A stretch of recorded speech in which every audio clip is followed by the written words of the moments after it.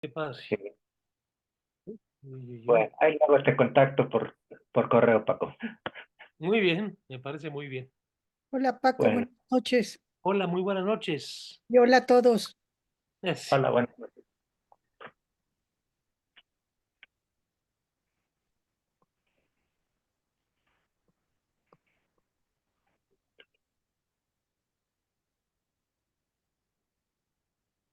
Bien, Paco, pues ya estamos transmitiendo, Paco. Ah, sí, ¿cómo no? Estamos ya en Facebook y estamos grabando, así que si te parece, podemos Órale, vamos a iniciar la arrancar. sesión.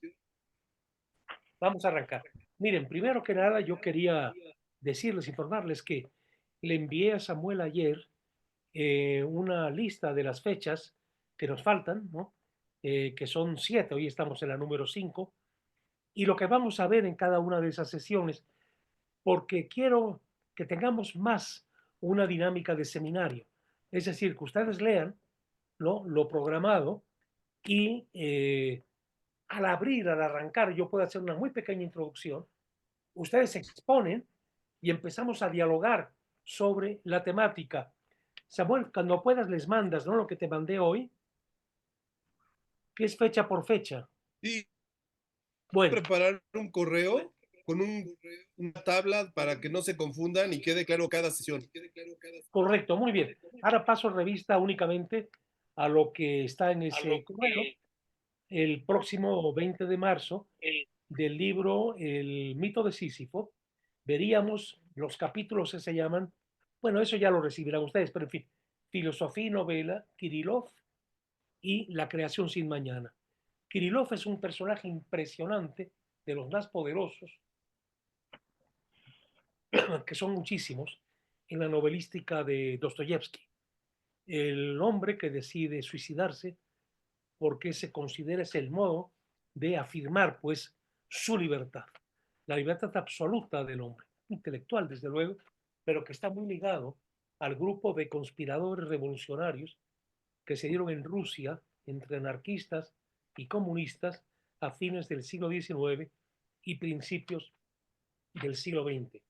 La novela de la que Kirillov es uno de los muchos personajes importantes se llama Demonios.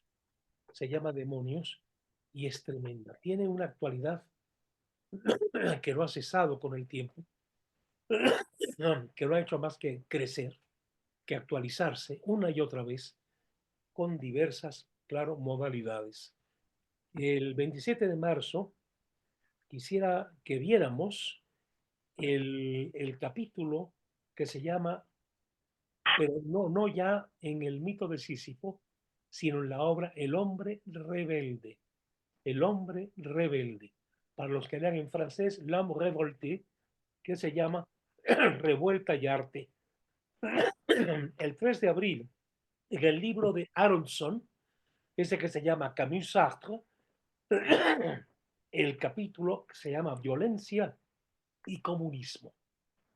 Violencia y Comunismo. Luego quiero que vayamos, como la obra de Camus se desenvuelve en la dramaturgia, la novela y el ensayo, claro está, quiero que nos vayamos acercando a las obras literarias. Arrancamos con El extranjero y el 24 de abril me gustaría que viéramos, que conversáramos, discutiéramos la novela La Caída. La Caída.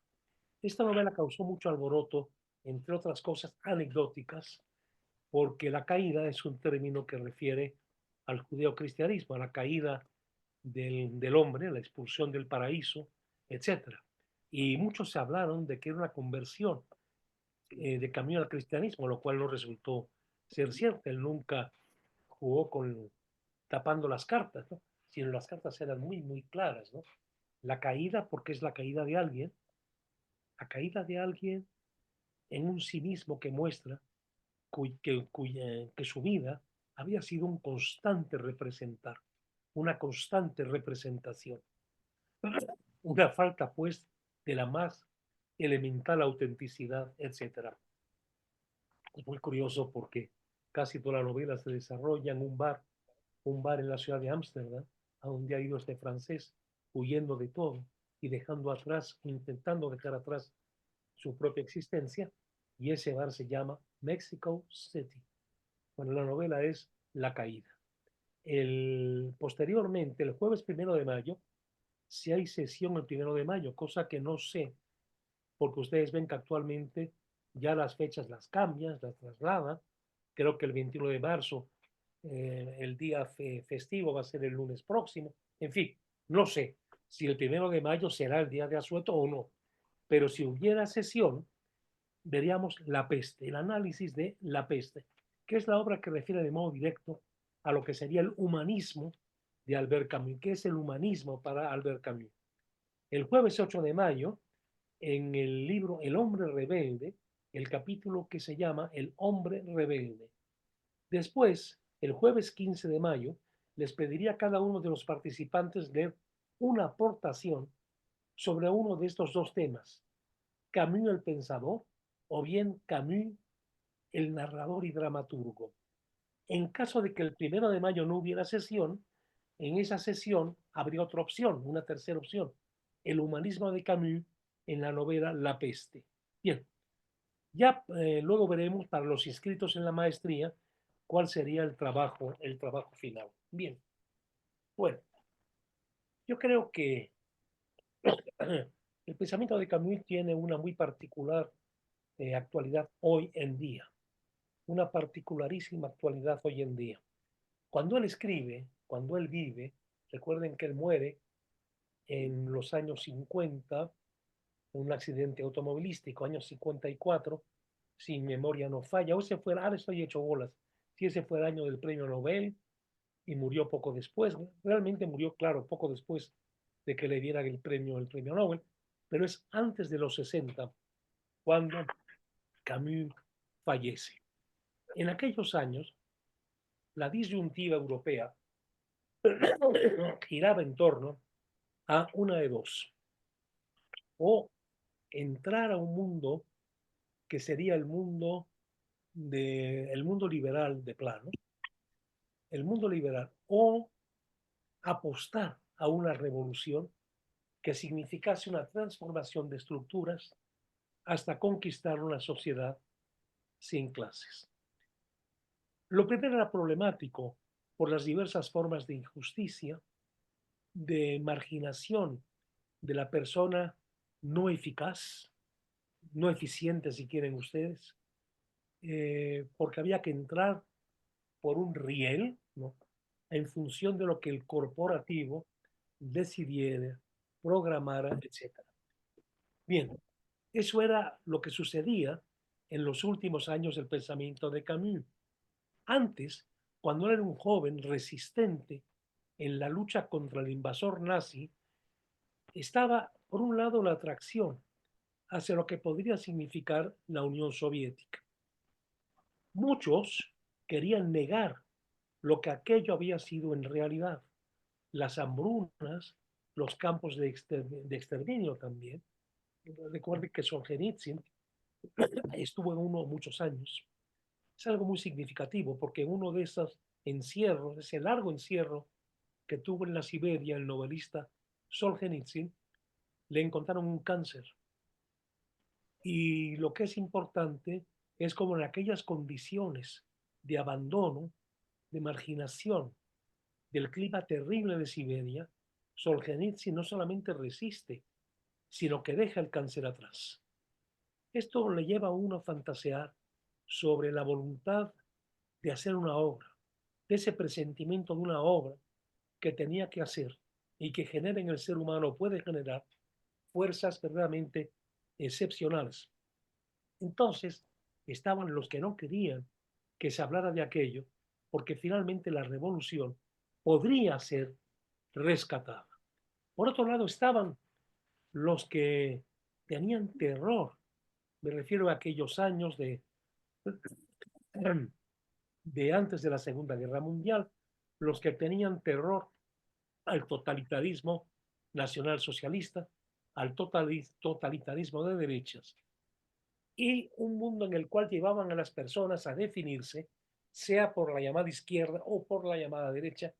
Estaban también aquellos que no querían, veían el horror de todas las partes y querían mantenerse, no diré que todos buscaran una pureza un tanto cuanto etérea, ¿verdad?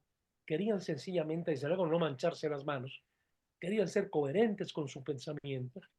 Algunos, como el novelista hoy un tanto olvidado, Jean Genot, se escribe Giono, un provenzal, no en apellidos como hay muchos en Provenza de origen italiano, pero era francés de muchas generaciones, Jean Genot, que era un ecologista notable y precursor de movimientos ecologistas y que se encierra en un pueblito de la Provenza para evitar estar sometido a aquellas presiones que lo querían obligar a comprometerse. Muchas de estas personas que luchaban por lo que era para ellos lo verdadero y lo luminoso, padecieron muchas humillaciones, muchos descartes, y fue su vida bastante dura en aquellos años que exigían una determinación.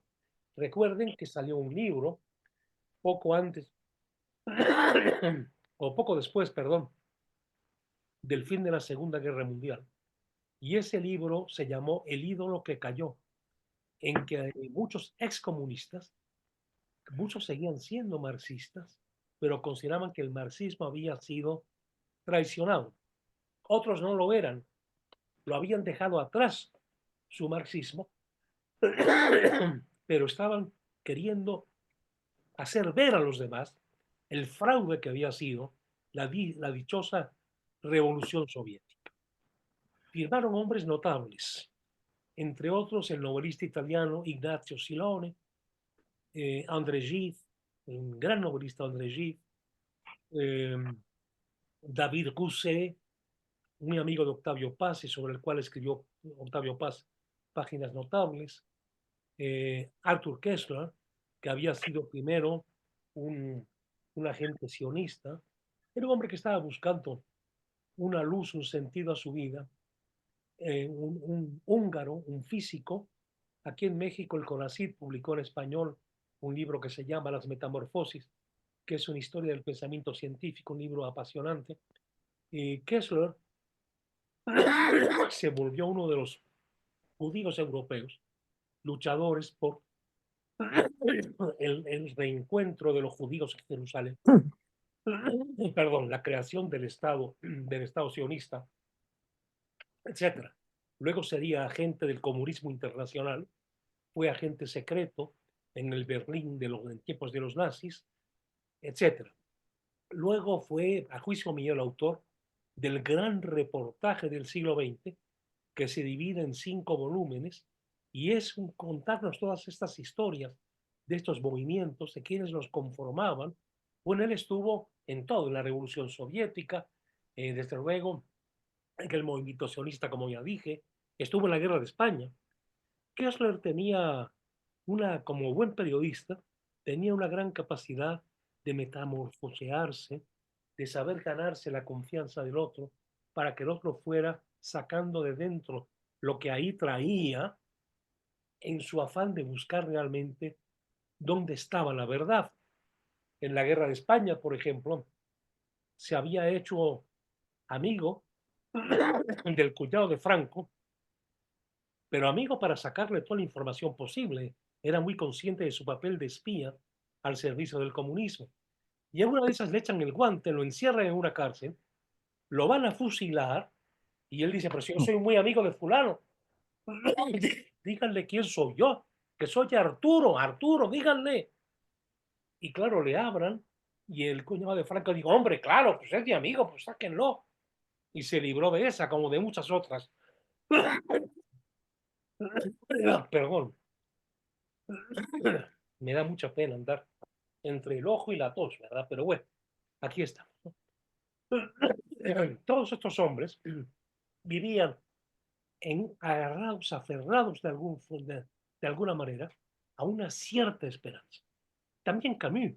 Camus también fue miembro no solo de la resistencia, sino también del Partido Comunista Francés y muy próximos a los que estaban cerca del partido. Pero Camus era un hombre... ¿La mensa? ¿Perdón? Bueno, ¿qué haces? ¿Sentado en el piso? ¿Alguien está diciendo algo, perdón? No. Bueno, Camus se da cuenta de que hay algo que va mucho más allá, de que un pensamiento de veras sea un pensamiento base, fundamento para un movimiento revolucionario que dé lugar a esa igualdad, a esa libertad, a esa fraternidad que había planteado la Revolución Francesa. Empieza a ver a los hombres en sus situaciones concretas, se le va revelando lo que hemos venido viendo, la sensibilidad absurda, enfrenta los crímenes que se están cometiendo en nombre del mundo futuro, en nombre del mañana. Quizá por eso también en su obra hace referencia más de una vez a Madame Roland, aquella señora de la aristocracia en tiempos de la Revolución en Francia, aquella señora de la aristocracia que la llevaron finalmente a la guillotina donde murió y que sus últimas o las últimas palabras que dijo fue libertad, libertad, cuántos crímenes se cometen en tu nombre. En fin, Camus no estaba dispuesto a que se cometieran esos crímenes y que él fuera cómplice de aquellos crímenes. Lo ve con absoluta claridad y como los hombres que escribieron El ídolo que cayó, él se vuelve un proscrito también, un excluido, un silenciado de alguna manera. Silenciados fueron todos aquellos durante mucho tiempo. No se podía hablar de ellos. Habían quedado, como quien dice, excomulgados, etc. Bien, tiene ahorita mucha importancia porque en este siglo XXI, en estos años que hemos estado viviendo ahora, pues ya no está la esperanza de un gran sistema intelectualmente muy bien estructurado que garantice o que dé lugar a la esperanza de una transformación cualitativa de la sociedad. No existe. Por otro lado, la posibilidad de, de un pensamiento eh, de tipo religioso, por ejemplo, de un reencuentro de una espiritualidad religiosa, pues se ha alejado de la sensibilidad de los seres humanos. Es difícil, pues, de alguna forma, encontrar un sentido a la vida, un camino, pues, que nos dé el sentido de dignidad que necesitamos todos los seres humanos. Y esto es lo que Camus, de hecho, está planteando en sus obras. No ceder ante ningún tipo de espejismo, ante ningún tipo de nebulosa. Entonces la pregunta es, ¿qué nos puede vincular a los seres humanos? Que es un problema de comunicación. Esto lo llevó en todas sus obras, está presente, lo llevó a todo lo largo, pues, de su vida, etc. En el pensamiento de Camus desmonta todos los totalitarismos, porque todos atentan a la complejidad necesaria de la realidad e implican la exclusión, la tortura, el aplastamiento de los demás. Es algo que estamos viendo, que estamos viviendo en este momento y que se ha acrecentado ahora con la aparición de líderes que sin ningún fundamento racional, sin ninguna posibilidad de discusión intelectual, de discusión humana, de discusión de razones, se implantan y mandan porque sí, porque aquí mando yo. Es como discutir cuando no tenemos un conjunto de principios, de argumentaciones que desarrollar. Bien.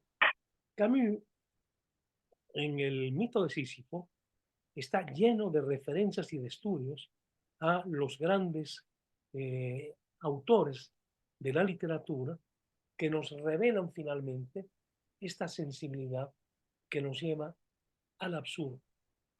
Tengo aquí a la mano un libro que me ha gustado mucho, que me ha emocionado mucho, un libro de un escritor francés que murió hace muy poquito, novelista, periodista, Jean d'Ormesson.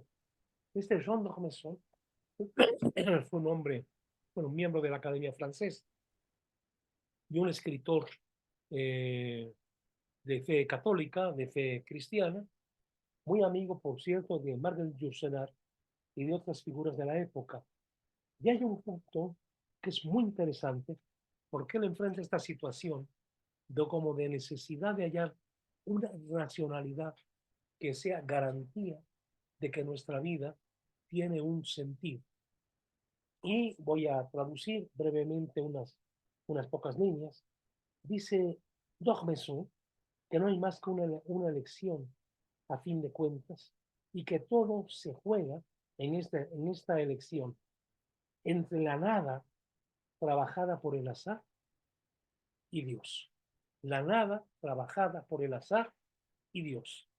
Nosotros no podemos saber nada de la nada antes del Big Bang, ni de la nada después de nuestra vida. Las cosas están tan bien tejidas que el muro de Planck, de Max Planck, y el muro de la muerte son igualmente infranqueables. Pero nosotros podemos hacernos una idea de lo que es posible y de lo que es imposible. Si el universo es el fruto del azar, si nosotros no somos más que un, bueno, que un tejido, un assemblage, es decir, que un conjunto, pues, a la, en fin, a la vaya usted a saber, ¿no? Es decir, al juego de dados, digamos, ¿no? Es que es difícil, de pronto uno está leyendo en otra lengua y cada lengua tiene un conjunto de palabras que se entiende de modo directo qué quieren decir cuando hablas esa lengua. Y cuando no la hablas, no tienes un equivalente en la tuya. Entonces tienes que llegar a aproximados o buscar muchísimo hasta encontrar la palabra que podría ser la más próxima a lo que se está diciendo. En fin, no tenemos entonces la mínima oportunidad de esperar lo que sea después de la muerte, que eso sí es ineludible. Si Dios, en revancha, o lo que nosotros llamamos equivocadamente su espíritu y su voluntad, que están en el origen del universo, todo es posible. Aún lo inverosímil. Por un lado, la certidumbre del absurdo. Del otro, la fortuna del misterio. Pero del misterio. La fortuna del misterio. Seguridad última, no la hay, más que interior.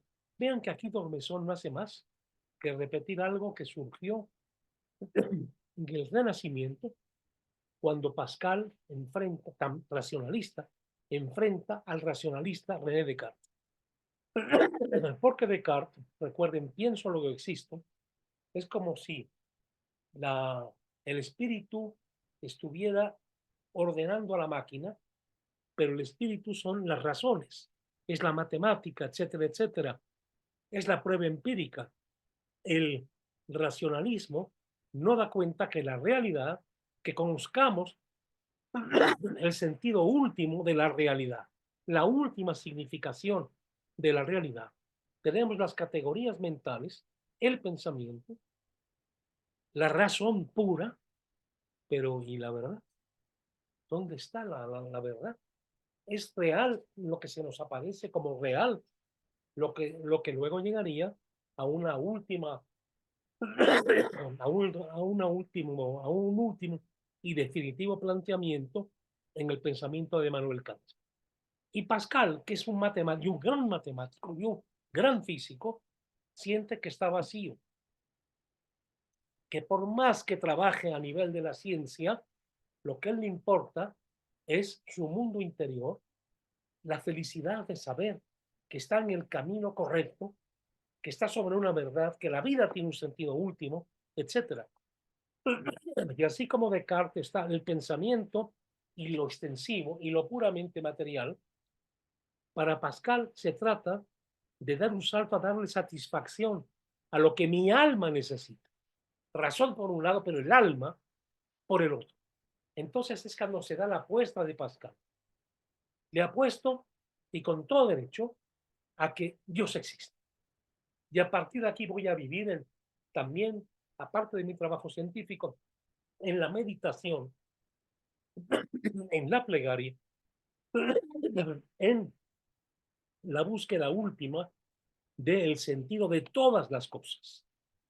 Yo les contaba, creo que en la sesión pasada o en la antepasada, esa escena de la Vía Láctea de Buñuel, en que está el grupo de puritanos rigurosísimos, donde estaba de monja la hermana de Pascal, y al mismo tiempo hay un jesuita que los está vigilando, porque siente que este pensamiento no crea posibilidad de vinculación social, y por tanto a la larga es fatal para la sociedad. Y entonces el jesuita está vigilando al convento, lo que pasa en el convento, y por otro lado, aparece Pascal, que va a visitar a su hermana, se enfrentan el uno al otro y terminan en un duelo a espadas, en el que el jesuita dice las tesis de los jesuitas del tiempo, es decir, finalmente todos los vamos a salvar. Finalmente hay un Dios más que todopoderoso, misericordioso, etcétera.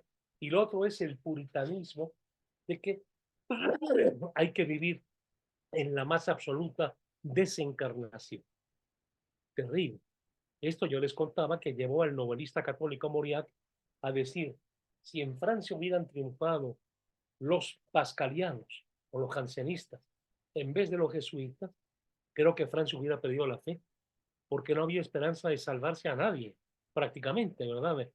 Lo que es genial en la visión buñueliana es que después de estarse batiendo a matar el uno al otro, de pronto algo sucede, se dan cuenta que tienen que permanecer unidos, el poder, porque finalmente afirman, Cristo finalmente afirman unas verdades compartidas, y si ellos se siguen en una enemistad absoluta, lo que van a perder es el poder. Ya salen los dos, tiran las espadas y se van abrazados, ¿verdad?, por la campiña, olvidando todo lo que había pasado. Esta es la ironía finísima de Luis Buñuel, ¿no? Finalmente es el poder. Como los hombres de una determinada secta, de una determinada ideología, procuran estar próximos de todos aquellos que pueden ser colaboradores de su proyecto político, de su proyecto de gobierno. Es decir, hay que mantener la alianza hasta que uno tenga el suficiente poder para liquidar finalmente al otro. Bien, D'Ormesson se lo plantea en el que se aceptó que esa nada que tuvo que haber estado desde siempre, esa nada de hecho sería Dios, que suelta finalmente la posibilidad de que el hombre, la creación del hombre, lo lleve a plantearse esto y todo lo que pasaría después. Es decir, esa nada, ¿no?, que se ha convertido pues en un mundo que es el hombre el que lo ha hecho, que es un misterio, que seguirá siendo un misterio, pero que nos da una confianza básica, o bien asumir que todo es absurdo.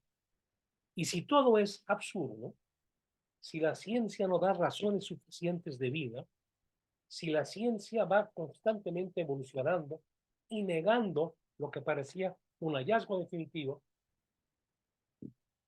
si los diversos regímenes políticos se van convirtiendo o van pasando del espíritu libertario al terror, en ese caso, ¿qué nos va a sostener en vida? ¿Qué nos va a mantener afirmando la existencia per se, afirmando una cierta dicha de vivir, si lo que se nos enfrenta es tanto pensar para morirse uno? Es decir, para que todo sea finalmente grotesco, o para que todo haya sido finalmente inútil. ¿Qué puede vincularnos? Naturalmente que una respuesta sería la vida. Eso es lo que se muestra en la novela La Peste. Todo esto puede ser muy intelectual, muy elaborado, pero cuando nos encontramos en situaciones límites, vamos descubriendo que tenemos razones para querer, que de hecho nos queremos, que eres diferente a mí, pero te quiero, que tenemos algo que finalmente nos liga al uno al otro, pero ya no basados en engaños, en verdades disque trascendentales, sino a través de afirmar radicalmente la vida en esta tierra, con todas sus vacilaciones, con todas sus dudas, con todas sus interrogantes. Camus finalmente nunca va a aceptar la posibilidad de un Dios, mucho menos de un sistema totalitario. Y hoy en día, ¿qué nos estaría diciendo? Que hay que buscar finalmente a los otros seres humanos, a tocarnos al interior de nosotros mismos y también a esta exploración, digamos, de las diversas modalidades de humanidad posibles. Es decir, la cultura como una vía de rescate del caos. Pero la cultura no se entiende como algo totalmente abstracto, como algo, eh, la cultura que se manifiesta en las artes, fundamentalmente. La cultura nos lleva a, en primer lugar, a afirmar la belleza. La belleza es como el resplandor del ser, que diría Jacques Maritain. La, el arte, el encontrarnos en el arte, es la aceptación de lo diverso, la existencia de lo diverso y la posibilidad de amar a lo diverso. Por eso en el mito de Sísifo, una de las cuestiones que desarrolla, juicio mío, mejor Camus, es el planteamiento de la Iglesia de aquellos años y a lo largo de toda la historia de la Iglesia, más o menos hasta el Concilio Ecuménico Vaticano II, en que la Iglesia veía con mucha suspicacia todo lo que fuera el teatro, la representación y también la novela. ¿Por qué? Ustedes saben que en la Edad Media y en algunos países hasta ya ha entrado el Renacimiento, el actor, por ser actor, estaba excomulgado. Al gran maestro del teatro de la puesta en escena, bueno, Shakespeare, pero también Molière. En el caso de Molière, católico, no le dan la absolución porque está excomulgado. Tiene que renegar de su vida de actor, de su vida de creador de personajes. Es decir, el actor buscaba vivir las existencias más diversas, encarnar las existencias más diversas, encarnar, por tanto, el bien, encarnar el mal, encarnar la contradicción. Es decir, todas las energías vitales, desarrollarlas en 2 horas, 2 horas y media y 3 horas. Y luego el desencanto de lo cotidiano, de la rutina, de lo que ya no quiere aceptar.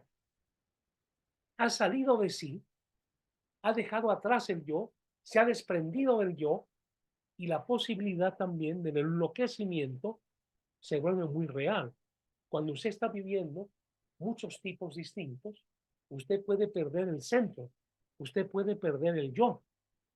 Esto llevaba a considerar que era muy peligroso ser actor, era muy peligroso dedicarse a escribir piezas teatrales, incluso novelas. Pero la novela cada quien la leía en su casa o te la leía alguien. Pero el teatro estabas tú haciendo para que fueras un buen actor, para que fueras convincente, tenías tú que vivir esa otra existencia y luego encontrarte en una vida que es la tuya, llena de rutinas, con tus temores, con tus incertidumbres cotidianas, etcétera, etcétera. Pero esto del actor también se aplica a cualquiera de los seres humanos. Por eso, y Camus trabaja mucho, una y otra vez esto, todos necesitamos salir del yo, todos necesitamos la representación. Esto es un poco la existencia de Don Juan. Por eso yo les decía que quería que viéramos aquí cómo él ve el caso de Don Juan y el caso de Fausto, porque son distintos y son dos paradigmas. Don Juan busca la vida por sí mismo, agotar la existencia como un actor 2 horas y media en el escenario, que rompe consigo para vivir al otro. Y luego, al mes siguiente, a los 3 meses, representar a otro personaje que es todo lo contrario, que tiene también que hacerlo dentro de sí mismo, vivirlo, encarnarlo en sí mismo, y es otra visión del mundo, y son otras ideas, y son otra realidad. Don Juan va viviendo estas vidas a través de cada una de las mujeres que van pasando por su existencia. Y no es que se desencante de una, sino que de pronto le atrae otra, como el actor, es otra vida, lo va a llevar a otras situaciones, a otros horizontes vitales. Y cuando don Juan enfrenta la muerte, lo que grita es: tan largo me lo fías. Es decir, tantos años me quedan todavía para vivir intensamente mi propia existencia. Lo contrario es Fausto. Fausto quiere ser como Dios, un ser en sí y un ser para sí. Alguien que revela la verdad, que va encontrando las últimas verdades en todo lo que existe, en todo lo que es. Y de pronto no encuentra nada. Finalmente siente que sí ha encontrado cosas, pero que en última instancia no tienen esa última sustancia a la que él quiere llegar. Y de pronto, cuando llega a esta conclusión que sería la de Sócrates, solo sé querer hacer, una jovencita le mueve lo que él había negado en sí mismo y le vende el alma al diablo. Seguía de alguna forma ligado a Dios, ligado al ser en sí para sí que él quería ser.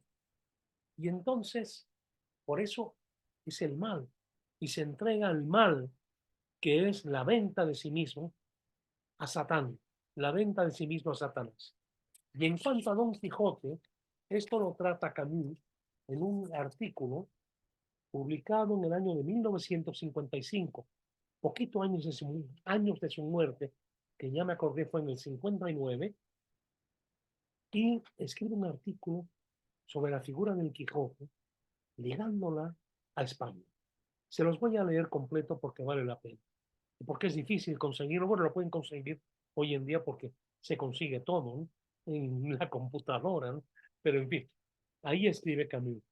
En el año 1085, durante las guerras de Reconquista de España, Alfonso VI, un rey inquieto que tuvo 5 mujeres, 3 de ellas francesas, arrebató la mezquita de Toledo a los árabes. Advertido de que esta victoria había sido posible mediante una traición, mandó devolver la mezquita a sus adversarios y después reconquistó por las armas Toledo y la mezquita. La tradición española está llena de hechos semejantes, que no solamente son hechos de honor, sino más significativamente testimonios sobre la locura del honor.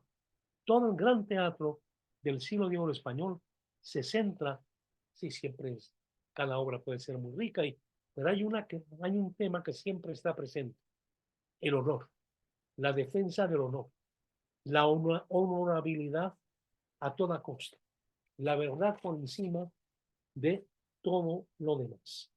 En el otro extremo de la historia española, Unamuno, ante los hechos que deploraban las escasas contribuciones de España al descubrimiento científico, dio esta respuesta increíble de desdén y de humildad: que inventen ellos, que inventen ellos. Ellos eran las demás naciones. En cuanto España tenía su propio descubrimiento, que sin traicionar a Unamuno, podemos llamar la locura de la inmortalidad. Es decir, Unamuno no quería morir, pero la muerte ahí está. La vemos al salir a la calle, la vemos leyendo los obituarios, la vemos, la experimentamos con la enfermedad nosotros mismos, etc. Unamuno se negaba a morir. Y no quería un más allá budista del nirvana, de yo, como ese yo que mi amigo Ignacio Solares detestaba tanto. De ahí su distancia con Unamuno. Decía Ignacio: pero si lo que yo quiero es desprenderme del yo, este yo es horrible, ¿no? Para Unamuno no, ese yo era todo lo que daba sentido a una persona. Quiero ir al más allá, pero con mi yo, cargando mi yo, con mi yo a cuestas, con todos sus extremismos y todas sus cosas. Cuando uno sabe, y esto es verdad, porque fue en una conferencia que Unamuno dijo, sí, que inventen los alemanes y los ingleses. Y nosotros en España, ¿esto qué nos importa finalmente? Bueno, aquello parecía que era un burro el que estaba diciendo eso. Hay un crítico, no voy a decir nombres porque puede molestar a la persona a la que hago referencia, que decía que en el fondo de todos los españoles descubría que había algo primitivo, algo de borriquillo, algo en fin, ¿no? Algo de obcecado, en fin, ¿no? Pero, pero esta tosudez, esta, esta afirmación a ultranza del sí mismo, este rechazo, por tanto, a todo lo que me dice que yo voy a ser como una gotita de agua en el mar completo cuando el mundo termine, en este pante, todo eso, de todo se abomina un Unamuno. Unamuno que llegó a decir, España no tendrá grandes filósofos, pero los filósofos de España son Teresa de Ávila, son Miguel de Cervantes, podría haber añadido, pero aquí la luz del entendimiento le hacía ser muy comedida, podría ser yo mismo, con todas mis contradicciones. Recuerden que esa anécdota de Unamuno que está dando una conferencia y alguien levanta la mano y le dice, yo no estoy de acuerdo con usted. Y Unamuno le responde, a mí qué me importa, dígame usted qué piensa. Que usted esté de acuerdo o no conmigo me tiene absolutamente sin cuidado. O cuando le dan una condecoración, el rey don Alfonso XII, y le dice, gracias, majestad, porque me la merezco. Y el rey, cosa que no es común en los reyes, le dice, qué extraño. Todos los que le hemos dado esta condecoración han dicho lo contrario. Pues es porque se lo creen. Se creen que son modestos, que no valen nada, que gracias, majestad. ¿No? Pues yo me lo merezco. ¿No? Estas son cosas que en otra ocasión, una última anécdota que voy a contar de Unamuno, es que estaba tomando el café en Salamanca a las 11 de la mañana, afuera de la universidad, en uno de esos cafés y bares que hay en toda España. Creo que es el país que más bares tiene en el mundo entero, y tomándose el café y quizás hasta vaya usted a saber qué, alguien le dice, alguien que debe haber sido un católico reaccionario, de esos que hay también muchos por allá, o había, cada vez hay menos, pero hay, así no, ahí está el partido Vox, ¿verdad? Y le dice, yo no puedo tomar en serio a alguien que se levanta a las 11 de la mañana. Y Unamuno responde, sí, en efecto, me levanto a las 11, pero a partir de las 11 estoy mucho más despierto que usted. Lo cual es poco fuerte, poco duro, pero así era Unamuno. Gaby tenía esta preocupación también por España, porque no olvide que su madre era española y que de alguna forma nace en Argelia, padre francés y francés del norte, madre española. Había en él como una necesidad, pues, de ubicación identitaria. Estas cosas parecen a veces tontas, pueriles, ¿no? Pero se da como la necesidad que tienen las personas de crearse algo, ¿no? Algo que marque un camino, que marque un rumbo y que les dé eso que se llama, pues, dignidad, aprobación de sí mismo, etc. Saberse poca cosa, pero ya se está envuelto en algo, una envoltura, como una envoltura de regalo, etc., ¿no? Y dice, y dice Camus, en estos dos ejemplos, tanto en el rey guerrero como en el filósofo trágico, encontramos en estado puro el genio paradójico de España. No es sorprendente que en el apogeo de su historia, este genio paradójico se haya encarnado en una obra a su vez irónica, de una ambigüedad categórica que se convertiría en el Evangelio de España, y por una paradoja complementaria, en el gran libro de una Europa, sin embargo, intoxicada por su racionalismo. La renuncia altanera y leal a la victoria robada, el rechazo testarudo de las realidades del siglo, y finalmente la falta de actualidad erigida en filosofía, encontraron en Don Quijote un ridículo y real portavoz. ¿Qué ve Camus en el Quijote? Una gran realidad, Estamos en el Renacimiento, estamos en la fe cada vez mayor en la ciencia, en los descubrimientos empíricos, en el sentido de que todo es progreso. Se había descubierto un mundo tan grande como el mundo antiguo y que no se sabía que existía.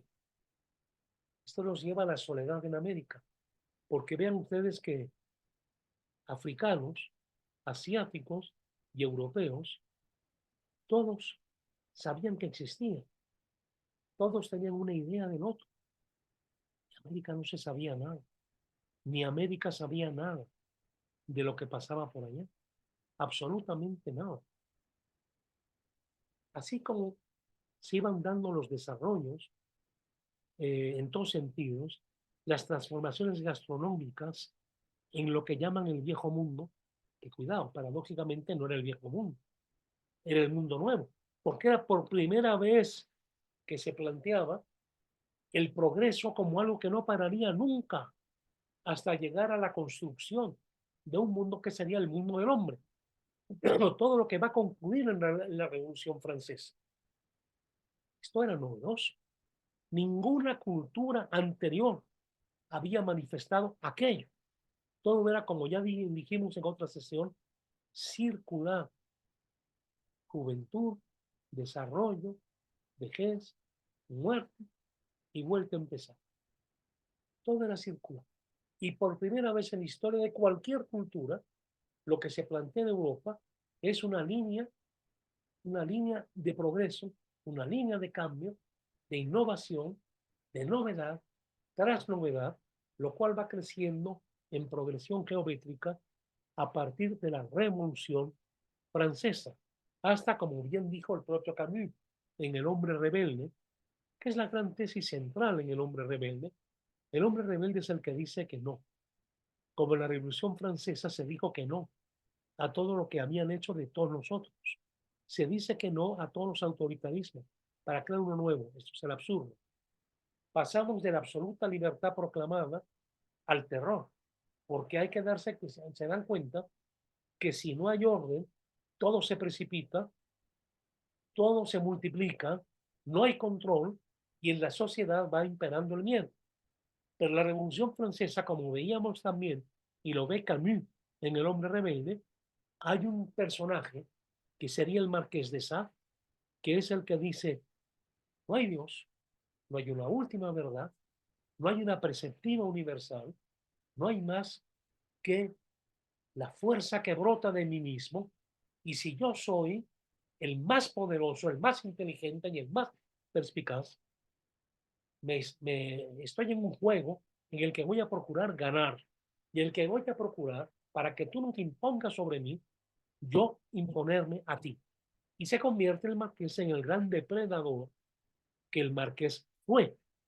Me detengo aquí un otro momento sobre este personaje que a mí me impresiona tanto.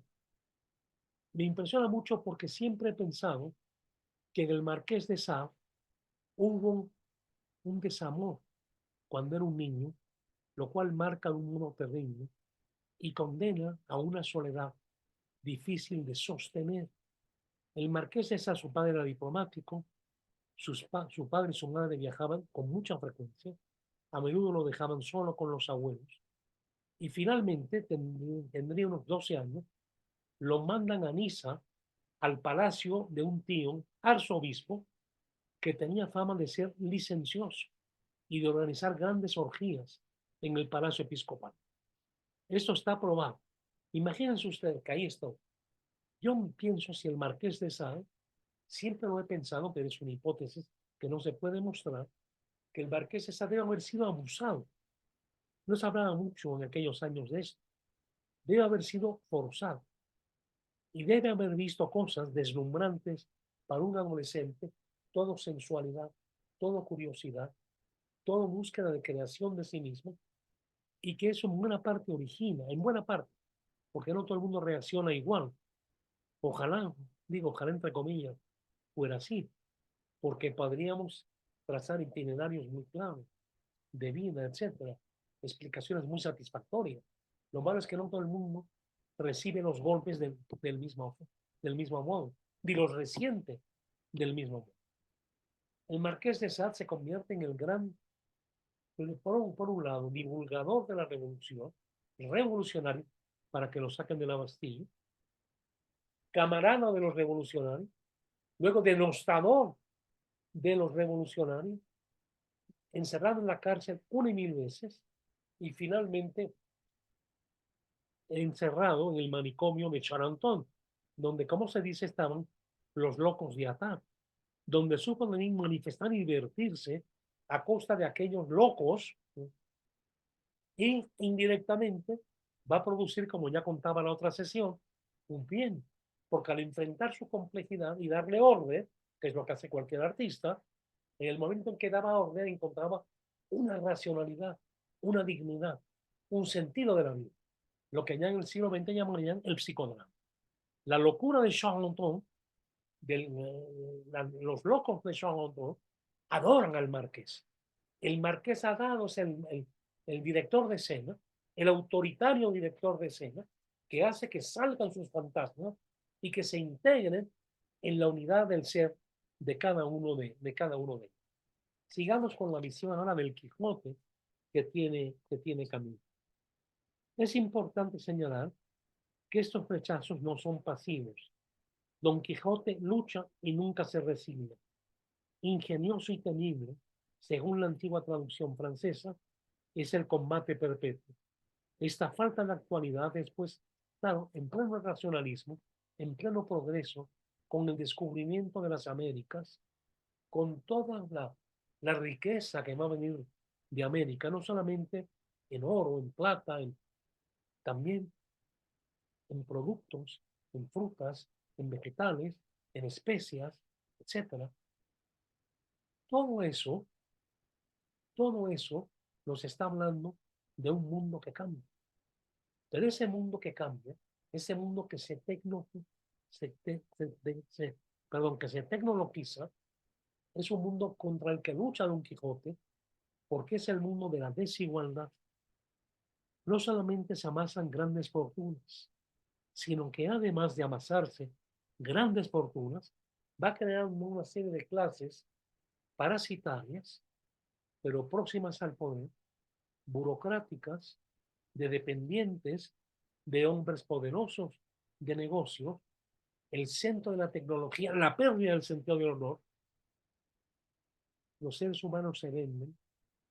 Los molinos de viento es una innovación tecnológica que vino de los Países Bajos y son los gigantes que amenazan al ser humano, los monstruos que amenazan al ser humano y contra los cuales combate Don Quijote. Don Quijote es otra vez como Unamuno o como el rey Alfonso VI, aquel que busca la recuperación de la naturaleza del hombre no marcado por la modernidad, no marcado por la obsesión del progreso y no marcado por la depredación del otro hombre. Recuerde que en España se publican poco antes del Quijote, al mismo tiempo y después, obras que hablan de personajes que no aparecían en las demás literaturas del mundo asiático, del mundo europeo. El canalla, el marginado, el excluido, el que tiene que robar y hasta matar para poder vivir, para poderse hacer un sitio en sociedad. El Lazarillo de Tormes y la picaresca que surge por vez primera en la literatura y en España. El Lazarillo de Tormes, que finalmente, al final, se va a enamorar de una chica de buena posición que le va a garantizar una buena posición y que puede dejar atrás su vida de hombre que está asaltando cualquier posibilidad de vida, que se violenta contra el que lo quiere explotar, que huye los diversos seres que lo han venido explotando, que es una lucha constante por sobrevivir y que finalmente se acomoda en ese mundo por por un juego de dados, por una, porque de pronto es la fortuna, la buena fortuna, la que le ha tocado. Una mujer guapa, un padre generoso de esta mujer y él, un futuro heredero de una fortuna, es decir, el establishment. al que llega finalmente el Lazarillo. Por eso el Lazarillo es una obra tan importante, como toda la obra de la picaresca que antecede, la mayor parte de ella, a la escritura del Quijote de la Mancha. Don Quijote, en plena modernidad, es alguien que se rebela contra esa modernidad, que leía, como todos saben, las novelas de caballería y que soñaba con aquellos caballeros andantes que iban de lugar en lugar, liberando a los esclavos, liberando a los oprimidos, en la búsqueda de su amor ideal, de su bella, en combates a los que, como se brinda un toro bravo, brindaban la faena a la mujer de sus sueños, por lo general, una mujer casada, lo cual era también el amor prohibido al que nunca se podría llegar, pero que vivía en la idealidad, en lo imaginable. Y dice Camus, un rechazo que es lo contrario de una renuncia, un honor que dobla las rodillas ante la humildad, una caridad que toma las armas. He aquí lo que encarnó Cervantes en su personaje. Al burlarse de él, esto ya es moderno, porque se están burlando de él con una gran compasión, pero es implacable con su personaje. Ese amor al personaje del que se nos habla tanto, en muchos novelistas no se da, ¿no? No se da. Se violenta con su personaje, como se violenta consigo mismo. Cuando ustedes recuerdan el episodio de la cueva de Montesinos, en que Don Quijote empieza a tener sueños fantasiosos, sueños realmente surrealistas, todo, que empieza a aparecer el inconsciente, el subconsciente en sí mismo, y que empieza cada vez a hacerse más patente el haber perdido la normalidad, el haber perdido su sitio, el andar ahora sí, a salir otra vez por los caminos, encontrando una nueva y purificadora racionalidad. Las cuevas de Montesino es la explosión del inconsciente, el ser humano que se va perdiendo y sale espantado de la cueva de Montesinos. Hay una versión teatral que a mí me impresionó mucho, me gustó mucho, que hizo José Ramón Enríquez y que se estrenó en este teatrito que está en la calle Héroes del 47, que es una representación escénica de los sueños de Don Quijote en la cueva de Montesinos, cuando Don Quijote se acerca a una pérdida real de la más mínima y equilibradora racionalidad. Yo me acuerdo que andaba yo en La Mancha y alguien me dijo, ¿sabes que por aquí está la cueva de Montesinos? Ah, caray, pues quiero verla, quiero estar ahí. Y llegué y me metí en la cueva de Montesinos. Lo que vi, no sé lo que hubiera pasado al Quijote. Hubiera sacado la espada y hubiera remetido. Lo que se encontró en la cueva de Montesinos fueron parejas pues, cachondeando, con la mota, es decir, eso es. Y mientras más me metí en la cueva de Montesinos, era un refugio para enamorados. Por otro lado, qué bien, ¿no? Pero Don Quijote iba a buscar la soledad y en la oscuridad y la tiniebla lo que encuentra es las locuras interiores, ya sin control absoluto sobre ellas. Sí, impresionante. Yo digo con usted, Gasset, que el Quijote no es un libro para jóvenes ni para niños. Para niños yo disfruté algo porque mi abuelo me lo leía y lo leía muy bien y me hacía soñar, pero cortaba todo lo que sabía que yo no iba a entender. Con el tiempo lo leí y se me hacía pesado, se me hacía. Pero cuando llegué a los 40 años dije, ay Dios, qué hombre, qué extraordinario. Y cuando Eulalia Ferrer me invitó a dar una conferencia en Guanajuato, lo volví a leer otra vez y dije, esta es la obra más extraordinaria que se ha escrito en la historia de, bueno, no he leído todo, pero en fin, al menos de lo que yo he leído. Tal me toca mucho el Hamlet de Shakespeare, porque es otro personaje vivísimo, porque se recrea en cada época de Hamlet, porque Hamlet es el desamorado, el dejado de lado por la madre, el que siente la soledad en su misma casa, el que quiere vengar a un padre más imaginario que real, etcétera. La sensibilidad de los jóvenes de los 60, de los 70, encarna en el príncipe Hamlet. Y el príncipe Hamlet era muy sensible al teatro. El teatro es el lazo en el que atraparé la conciencia del rey. Quiero observar al rey. Quiero ver cómo el teatro me descubre lo que tenía oculto, sepultado y clausurado. Me demostrarán para que no dudo del fantasma de mi padre, que me dijo que lo había asesinado. Él, que ahora vive con mi madre y se ha vuelto el rey de Dinamarca. Yo quiero descubrir lo que va a mostrar su mala conciencia. En fin, para Camus nos dice Don Quijote no se puede entender tampoco sin Sancho. Cuando Sancho gobierna en su isla con el éxito que conocemos, lo hace recordando los preceptos de su maestro, entre que los dos principales son de honor. Haz gala, Sancho, de la humildad de tu linaje, y no te desprecies de decir que vienes de labradores, porque viendo que no te corres, ninguno se pondrá a correr, y de caridad. Si acaso doblares la vara de la justicia, no sea con el peso de la dávila, sino con el de la misericordia. Quijote cada vez más humano, cada vez más atento al otro, y recuerden ustedes que cuando se reencuentran, después de que habían estado en el castillo de los duques, que le dan una isla, pues, invento de territorio, en que él va a ser el juez, y del que Sancho se aleja, porque eso no es lo suyo, porque extraña al señor Don Quijote, y Don Quijote lo reencuentra, y se da cuenta Don Quijote que Sancho le ha dado realidad. Y Sancho, al ver a Don Quijote, se da cuenta que el otro le ha dado idealidad, sin lo cual no es posible tampoco sacar la vida adelante. Y dice Camus, nadie negará que estas palabras de honor y misericordia tengan hoy un resto particular. Se desconfía de ellas en los ambientes de ayer. Y en cuanto a los verdugos del mañana, hemos podido leer de la pluma de un poeta de turno un hermoso proceso de Don Quijote, considerado un manual de idealismo reaccionario.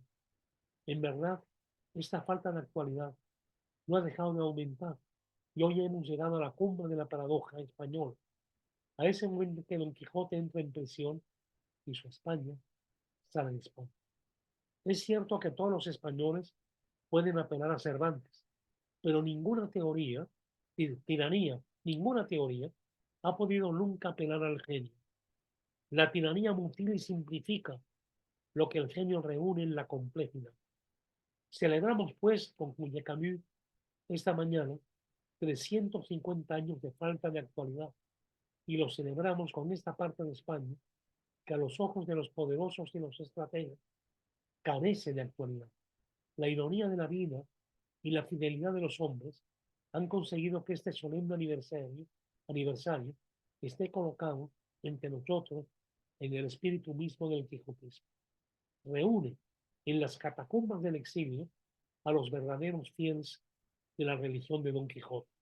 Es un acto de fe en aquel a quien Unamuno llamaba nuestro señor Don Quijote, patrón de los perseguidos y los humillados, a su vez perseguido en el reino de los comerciantes y los policías.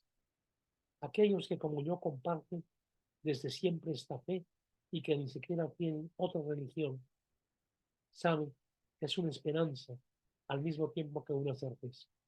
La certeza de que con cierto grado de obstinación la derrota culmina en victoria, la desgracia flamea alegremente y la propia falta de actualidad mantenida e impulsada a su término acaba por convertirse en actualidad. Pero es necesario llegar hasta el final. Es necesario que Don Quijote, como en los sueños del filósofo español, Unamuno, descienda hasta los infiernos para abrir las puertas a los últimos entre los desventurados. Quizá entonces en ese día en que, según las palabras inquietantes del Quijote, el arado y la azada estarán de acuerdo con la andante caballería, los perseguidos y los exiliados finalmente se unirán y el sueño saedil y febril de la vida se transfigurará en esa realidad última que Cervantes y su pueblo inventaron y nos legaron para que la defendiéramos sin descanso hasta que la historia y los hombres se decidan a reconocerlo y aclarar. Ese final es también, de este modo, ya no va a ser referencia a Camus, ese momento en final, el final, es muy bello porque es un acercamiento a los que creían en él, a los que eran sus amigos, a la sobrina, al ama, al barbero y al cura, que recuerden que el barbero y el cura fueron los que quemaron sus libros. Pero también esto es muy bonito en la obra, porque el barbero y el cura de pronto dicen, bueno, sí, es un libro que tiene tales cosas que no pueden considerarse en esencia, ¿verdad? Cristiana, pero sin embargo, qué cosa tan fina, qué cosa tan bella, en fin, y empiezan a perdonar libros del fuego, a perdonar libros de la hoguera, porque ni el cura ni el barbero son dictadores, son autócratas, son negadores del otro, etc. Y hay libros que aman, porque algo les han dado, porque los han enternecido, etcétera, etcétera. Don Quijote es también el hombre que dice que no a un mundo y que busca el, pues eso, esa cosa tan inefable que es la autenticidad, que es el encuentro con lo verdadero, con lo auténtico, que es el encuentro. Vean ustedes que el libro está lleno de un Don Quijote que busca cada rato poner orden, pero fiel, sin embargo, a esos principios que han venido rigiendo su vida. Camus finalmente se preocupa por Fausto, la búsqueda de la verdad, a como dé lugar del desengaño debe encontrar Don Juan, o el apetito de vida que no se contiene, la necesidad de satisfacer todos los múltiples seres que hay en él, porque frente a cada mujer que encuentra una parte de desarrollo de sí mismo que lo lleva por otros andares, por otros caminos, y a buscar de alguna forma exprimir la vida y vivir afanosamente, olvidándose que se va a morir, ¿no? Y cuando se lo recuerdan, grita, tanto me lo fiáis, ¿qué importa? Lo importante es vivir. Claro, Don Quijote, Fausto, Don Juan, estas figuras últimas que muestran al mismo tiempo la radical dificultad de, de, de concordia entre los seres humanos. Camus siente el vacío de un mundo ya radicalmente desvinculado, de un mundo que vio sus sueños derrumbarse. Un hombre que no, por eso lo llamaron Camus el Justo, que buscó a toda costa lo verdadero y que sufrió en sí mismo las contradicciones, porque ustedes saben, si se han leído la biografía de Olivier Todd, que Francine, la esposa y la madre de sus hijos, tuvo intentos de suicidio, terminó en un manicomio. Y sin embargo, la iba a ver, me dolía que como Don Juan lo llamaban a vida, lo llamaban otras existencias, pero llamarse pecador era hacerse cristiano y en lo cual no creía. No podía asumir, pues, la posibilidad de un Dios que nos había dado una libertad para que fuéramos finalmente suyos, para que finalmente siguiéramos los preceptos que él había comandado. Todo esto es a lo que responde, por cierto, este otro libro, el que les hablé, de Jean d'Ormesson, que se llama así, se llama Hacia un encuentro con la esperanza, con un canto de esperanza. Es decir, cómo mantener la fe a pesar del absurdo, y la fe como lo único que nos libera de la realidad objetiva del absurdo. Yo creo que por esto, por todo esto, la obra de Camus es tan relevante para el mundo actual. Es decir, que estamos viendo cómo los seres humanos se siguen engañando a sí mismos, se siguen creando un conjunto de fantasías. Los seres humanos con poder siguen mintiendo, siguen engañándonos, siguen manteniendo un lenguaje ambiguo, un juego deplorable en todos sentidos, y lo que es más grave en este tiempo, sin hallar siquiera una justificación intelectual que prometiese la posibilidad de un cambio para bien.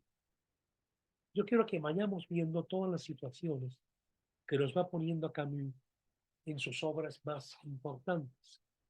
Y por eso me parece muy importante que a partir de la próxima sesión no me arranque yo hablando y acabo hablando todo el tiempo, sino que sean ustedes los que guíen la discusión.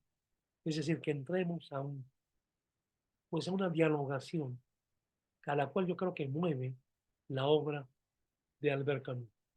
Pero lo que él nos deja como algo vivo y como algo real es un absurdo que se manifiesta desde el primer hombre que vio el absurdo, sabiendo que vivía, que luchaba, que se había transformado a sí mismo y que cuando vino a ver ya estaba a las puertas del final y a las puertas de la muerte.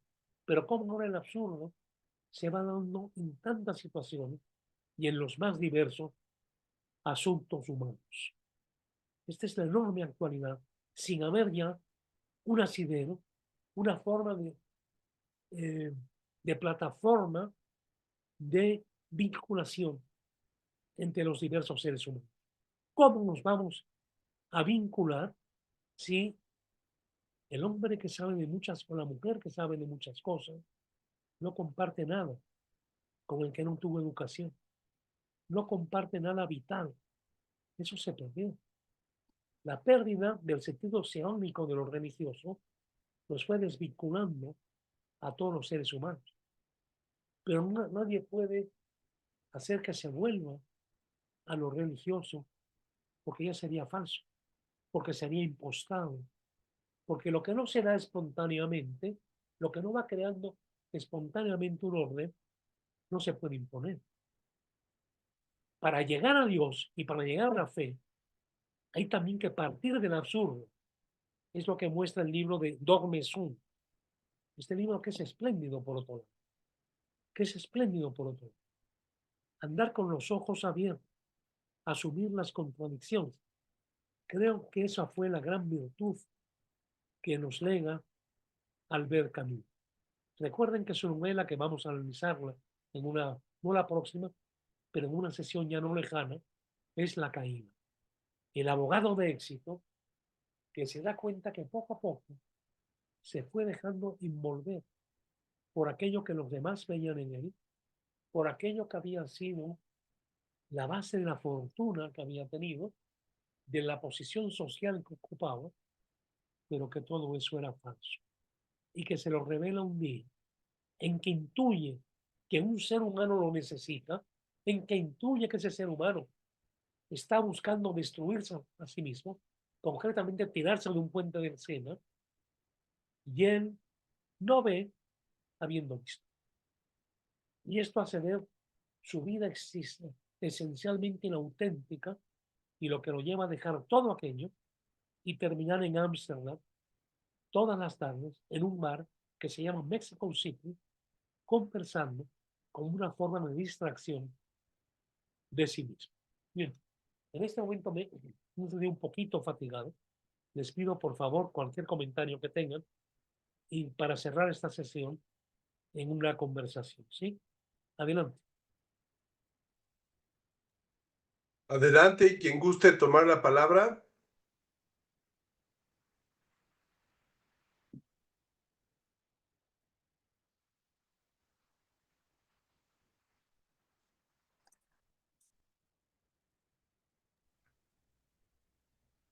Hola Paco, pues son muchas cosas las que me has suscitado en tus reflexiones, sobre todo la parte también de, pues, del Quijote ahí en el centro, en la conversación también con Unamuno, con Ortega, que mencionaste, que también representan dos polos sobre el análisis de la misma España y demás, pero más allá de eso, te quería preguntar sobre Sade, Ah, porque pues no sé, no alcanzo a entender bien cuál es la relación con Camus, en el sentido de que me parece que Sade acaba tomando ante el absurdo, si queremos, una postura que es la que Camus rechaza, o sí, la que rechaza en estas cartas a un amigo alemán, que es como echarle más leña al fuego, ¿no? Ante la dificultad, bueno, en Sade ni siquiera existe, creo, la otredad del otro, pero eh, justo esta reacción ante el absurdo de aniquilar al otro también, ¿no? Insisto, como de echarle más leña al fuego, que me parece la actitud de Camus es totalmente la contraria, ¿no? Esto que ya totalmente. mencionabas Es también. un rechazo, Sí, esto que... pero es una simbología de aquello a lo que dio lugar los planteamientos fundamentales revolucionarios, que entonces era la Revolución Francesa, pero que luego serían las diversas revoluciones que ha habido, ¿verdad? Es decir, es un personaje que se lo tenía proscrito, marginado y olvidado. Me acuerdo que el maestro Ramón Zorrilla se escandalizó cuando la UNAM publicó las obras completas de Sade y escribió un artículo en el Excelsior que, que a mí bueno, lo recuerdo muy bien. Dice, ay, pero Ramón, ¿por qué? Hay que conocerlo. El Marqués de Sade no es cualquier cosa. Tuvo finalmente el valor de retar a todo el mundo. Algún interés humano tiene esto y nos sirve a los seres humanos para ver el grado en que puede llegar lo demoníaco también, ¿no? No hay que olvidar, por otro lado, que el Marqués tampoco lo podemos ver de un modo así demasiado cuadriculado. El Marqués procuró cuidar a Justine, aparte de usarla, claro, pero de cuidarla, de protegerla y de amarla. Y de pronto, cuando el Marqués es encarcelado, ella, ofendida porque además el Marqués también se entendió con su hermana, lo va a visitar y le lleva de comer. El tiempo que pasó para que Justin pudiera enfrentar que tenía que romper una ruptura absoluta existencial con el Marqués, que a mí por otro lado me atrae mucho las espléndidas construcciones eh, estructurales de las novelas del Marqués. Ahí yo difiero de Camus, a mí me aburrieron tremendamente. Terminé dos y nada más. Y todo me parecía muy aburrido, pero qué bien construido. Es decir, cómo alguien puede racionalmente ver todo y sin embargo no crear vida. No crear vida es tremendo. Yo creo que Camus sí crea vida en sus obras literarias, por ejemplo. Por eso quiero que nos acerquemos a esas obras literarias, muy especialmente al Malentendido, que es una obra de teatro llena de poesía, ¿verdad? Pero bueno, el Marqués lo que crea son conclusiones perfectas. Esa escena de los libertinos, con efebos como las patas de la mesa, y que mientras van saciándose de exquisiteces, están depredando, de hecho, a los chicos y chicas desnudas que sostenían la mesa. Toda la descripción que hace de esa gran sala del banquete de los es absolutamente geométrica, como la Revolución Francesa da lugar a esa parte geométrica de la ciudad de París, que es también la perfección matemática, ¿verdad? De que todo está medido, todo está en la debida dimensión para provocar esa belleza, eh, sí, esa belleza que surge de lo geométricamente logrado, ¿verdad? Las medidas exactas y precisas, ¿verdad? Es tremendo. El Marqués creaba obras sin una errata, sin una falla. El problema es que no tenían vida, digo yo. Camus lo considera unas obras muy importantes. eh, pero bueno, nos tocan de tal forma que no hay que olvidar que Pasolini, ese gran maestro del cine, uno de los mayores y con razón. La obra de Pasolini está llena de verdad y llena de poesía. Teorema es una película que a mí no se me olvidará nunca, que mueve penetrar, ¿no?, las últimas realidades científicas. Pero Pasolini, su última película, Los 120 días de Sodoma, en que lleva esta capacidad de destrucción del ser humano hasta sus últimos niveles, y que es una forma también de tomar partido frente al fascismo y de hecho frente a todo totalitarismo. Pero el propio Pasolini es matado por uno de los chicos, bueno, ahí sigue el proceso, pero parece que así fue, ¿no?, que él se negaba en las afueras de Roma, ¿no?, en la playa, etcétera, ¿no? Es decir, Pasolini como que se daba al mismo tiempo todo lo que es las obsesiones de Don Juan, por un lado, la búsqueda absoluta de encontrar todo lo que esconde un ser humano y al mismo tiempo, por eso mismo, la capacidad de destrucción y de aplastamiento del ser humano.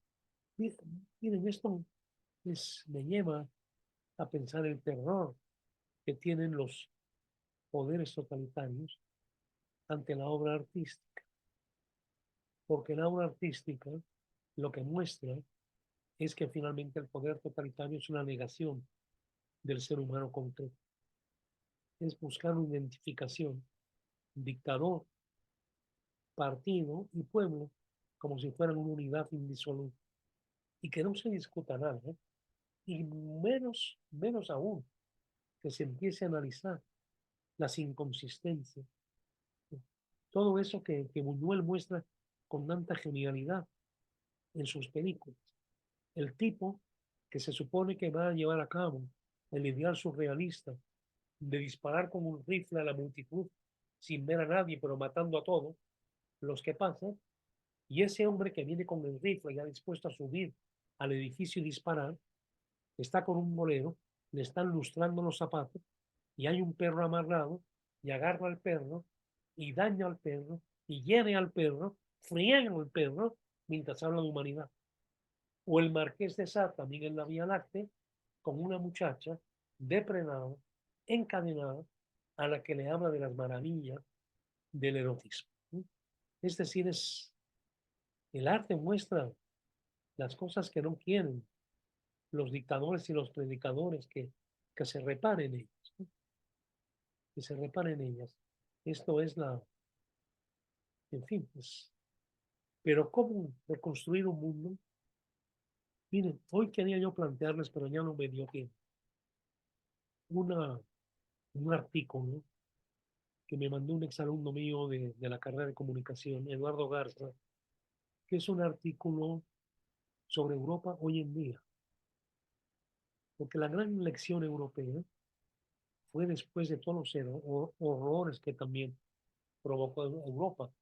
Recuerdo que alguna vez un Uriart en una conversación hacía referencia a, porque ella ve que él es un hombre, no solamente un escritor, pero es también un hombre que ama profundamente la pintura, la escultura, que dibuja, y dibuja muy bien.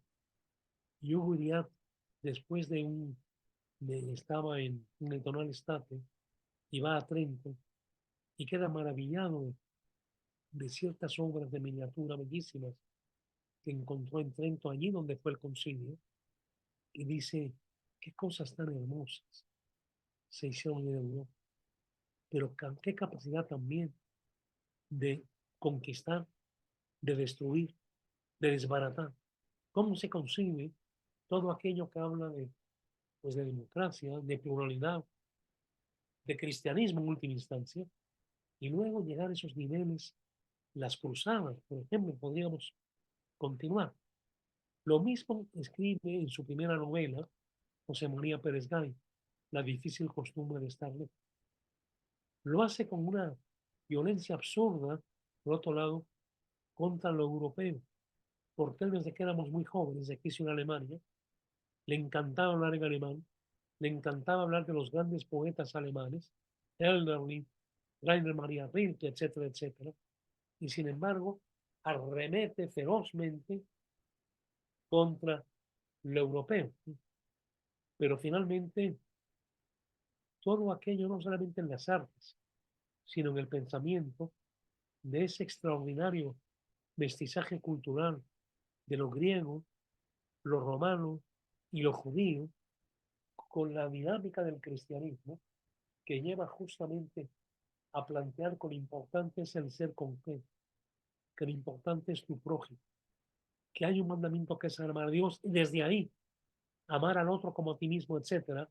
El gran escándalo, ¿verdad?, de Cristo, que va permeando y le da sentido a Europa. Y vean ustedes, sin ir más lejos, analizar todo lo que pasó en la Nueva España, porque se introduce el sentido de la misericordia, el sentido del respeto a la cultura del otro, del análisis de la escritura del otro, la preservación, piensen en Sahagún, de la escritura y de la mentalidad del otro, etcétera, etcétera. Yo todavía cuando voy a Cholula y me acerco al templo de San Gabriel y veo las mesas de los regidores cholultecas, que era dominio de ellos realmente, la república de indios de la que hablaba Hernán Cortés, estamos viendo las dos cosas, ¿no? La dominación, la culturación y por otro lado también algo que era la raíz cristiana que busca imponerse en una agonía y en una lucha tremenda. Por eso Camilo era un hombre siempre de diálogo. Cuando después de la caída, los dominicos de París lo invitan a hablar sobre el cristianismo, etcétera, y él llega y habla, pero buscando encontrarse a nosotros en su circunstancia concreta. Todo movía el diálogo, movía el intercambio, aunque él también, con las cartas boca arriba, dejara claro que él no era un creyente y que no podría ser un creyente. Con lo cual se encuentra y hereda a Dostoyevsky. En fin, pues todo es tan... Lo grave es cuando queremos simplificar lo que no hay modo de simplificar. Creo que esa es otra lección que nos va dando la obra de Albert Camus. Pero sí, el Marqués de Sade es una figura que a él me importa muchísimo, aunque él sea justo lo más opuesto al Marqués de Sade, como el producto encarnado que se dio la Revolución Francesa y que preludió los diversos movimientos de transformación social que se fueron dando en el mundo. ¿Alguien más que quiera preguntar o comentar algo?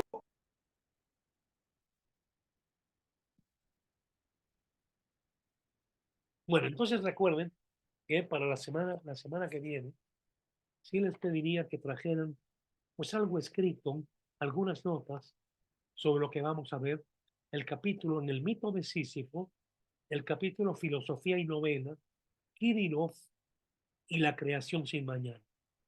Si quieren encontrar, porque yo sé que Los demonios es una novela larguísima, como buena novela rusa, es una novela muy larga, llena de personajes. Y Ibargüengoitia, con esa ironía, esa sabiduría que le caracterizó siempre, me acuerdo que decía, tengo sobre la mesa, escribió en el Excelsior, la novela 1914 de Solzhenitsyn. Son 700 páginas, la que me espera.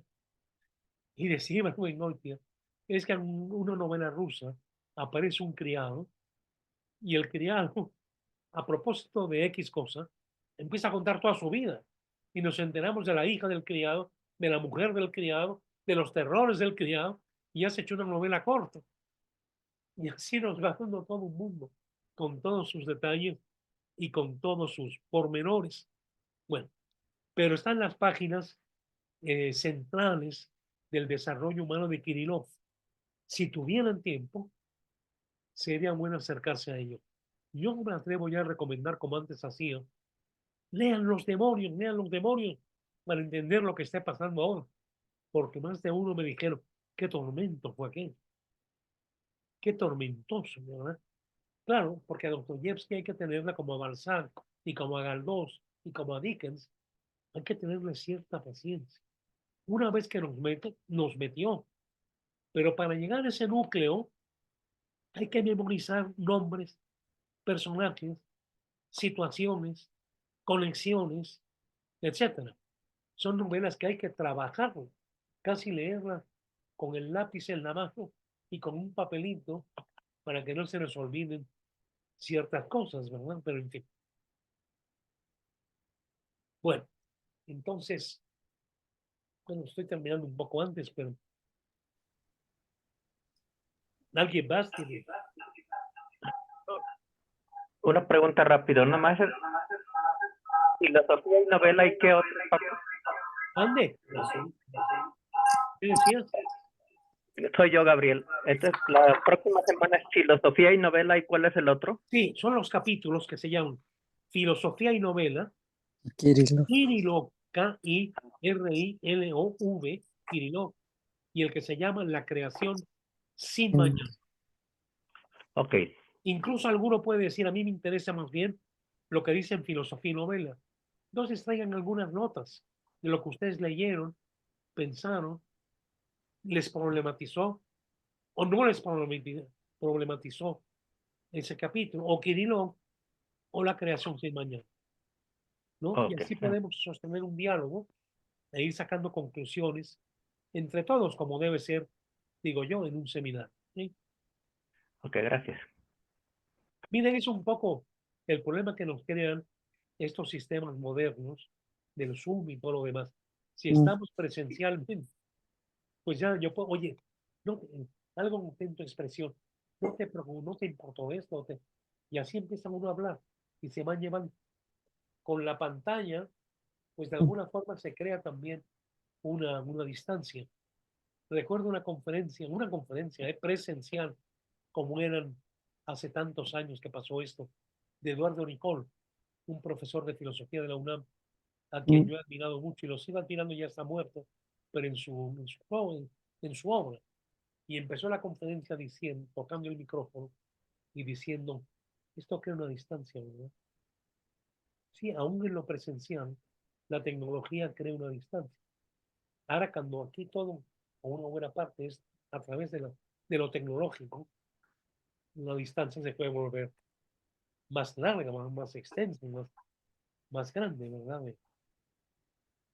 En fin, pero sigamos viajando por la cabeza de Albert Camus, tan diferente, por otro lado, a lo de su cuate y en alguna medida adversario, Jean-Paul Sartre, sobre todo el punto decisivo en que Sartre fue uno de los tantos que le apostó a la revolución y no quiso ver los horrores que conllevaba la revolución, pensando en el mañana, el reino de la libertad, finalmente el encuentro del paraíso en la tierra.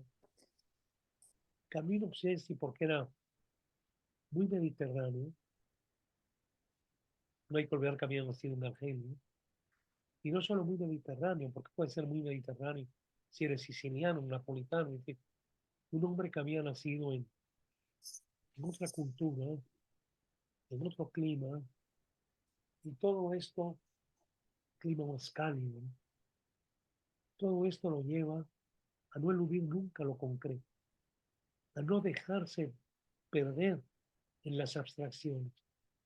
Recuerdo esa expresión que siempre nos dijo a sus amigos que era de Camus, y muchos lo buscamos, nunca lo hemos encontrado, que, que se inventó Ignacio Solares cuando decía, que Camus decía, y era él el que lo decía, que conozco que, algo peor que muchas cosas, que es el amor abstracto, el amor que no se concreta, el amor que no se compromete. Pero ciertamente esto lo pudo haber escrito Camus. Cuidado con las abstracciones. Lo podría suscribir también Javier Sicily.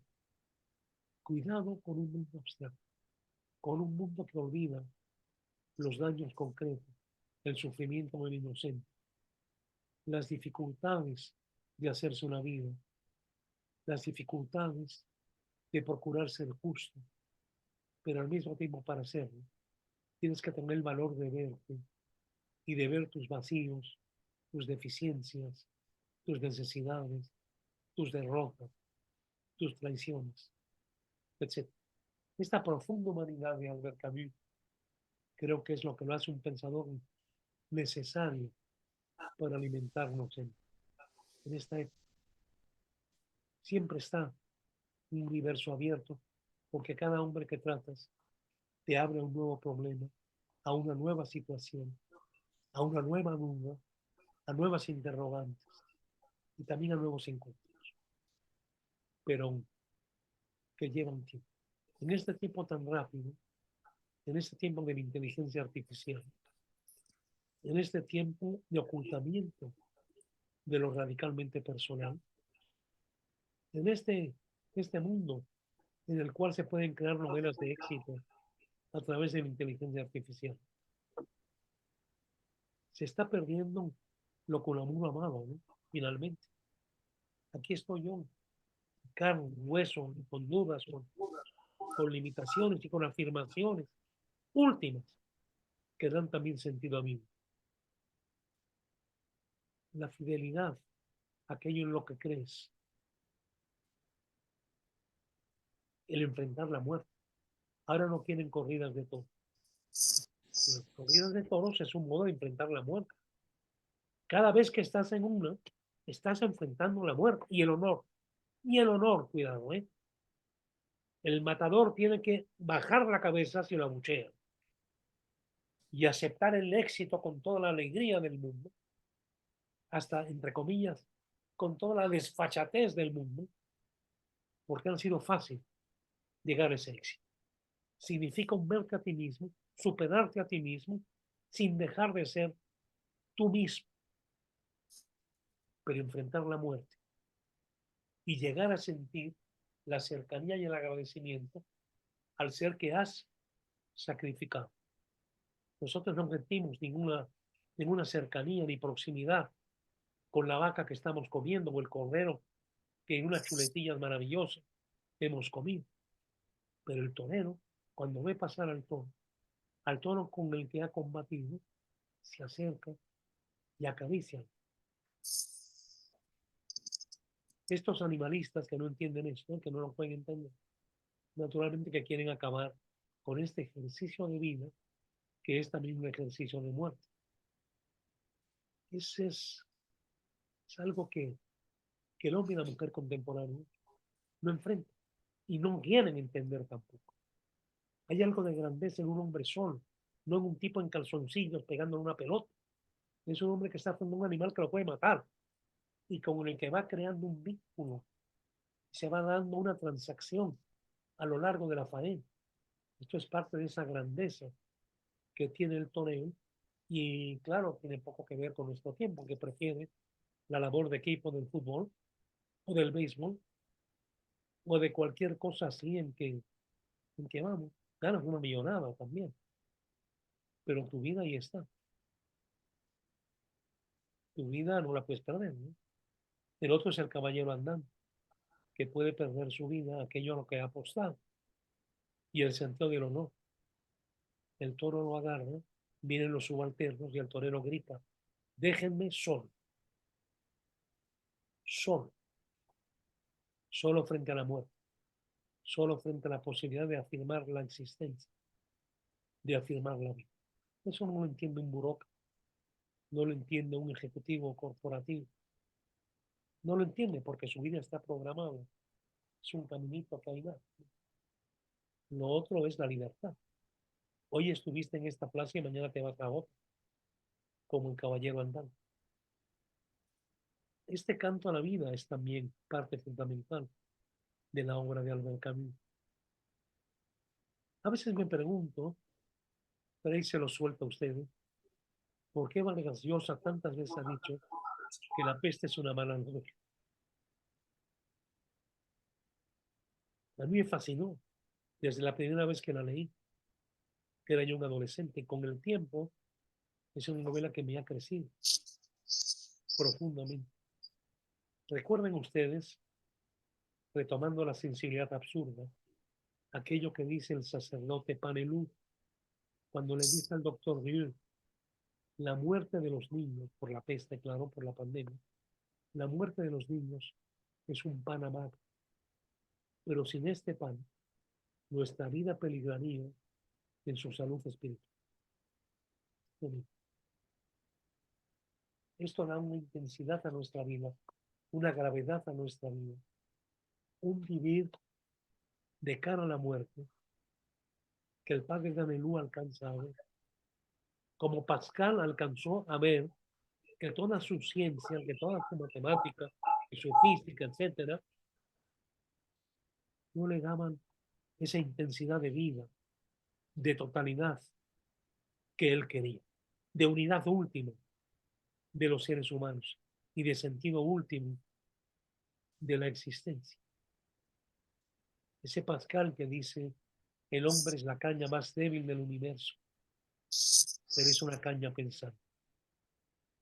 Le roseau le plus faible de l'univers, mais un roseau pensant, pero una caña pensante. Qué extraordinario es Blas Pascal. Y sin embargo, un Blas Pascal con el que me peleo cada vez que hablo las provinciales, que me da tanta risa como violencia. Porque todo es una burla de los jesuitas, que hablaban de un Dios fundamentalmente misericordioso, pero un Dios que era un paraíso el que se alcanzaba de un modo demasiado fácil. Porque había leído muy bien el Evangelio y tenía muy presente, y exageradamente presente, que había que entrar por la puerta estrecha. Es verdad que a Pascal la puerta estrecha era una condena también. No era un hombre muy agraciado que digamos, era un hombre muy enfermo. Todo esto hace que ni modo, que no te queda más que la puerta estrecha. Sería muy diferente en otro tipo de... Vean ustedes cómo siempre entra aquello que dice, no totalices, no hagas tanta abstracción, ve las cosas en su concreción. Como ese pasaje del Evangelio del rico. Todo eso lo he hecho, Señor, he cumplido los mandamientos. Bueno, si ya quieres más, eres muy rico, ¿no? Dáselo a todos los pobres. Abandona todo y ven y sígueme. Y no puede. Y dice el evangelista, y él lo miró con una profunda tristeza. De alguna forma, lo que pierdes, pero te quiere. Pero te quiere. Que es el Dios de misericordia y no de condenación. En otras palabras, la puerta estrecha, pero hay que interpretar también qué es esto de la puerta estrecha y quién puede entrar y quién no puede entrar por la puerta estrecha. En fin. Bueno, entonces, por aquí lo dejamos ya, nos vemos el próximo jueves con esos capítulos y hasta entonces, pues, que tengan una muy buena noche y que sea un buen fin de semana. Igualmente, Paco. Buenas noches. Gracias, Paco. Gracias, Paco. Gracias. Gracias. Buenas noches. Gracias. Buenas noches. Buenas noches. La pasen muy bien. Gracias, Paco. Gracias a todos. Suerte. Hasta luego. Gracias, Samuel. Hasta luego. Bye. Adiós. Gracias. Buenas noches a todos. Bueno,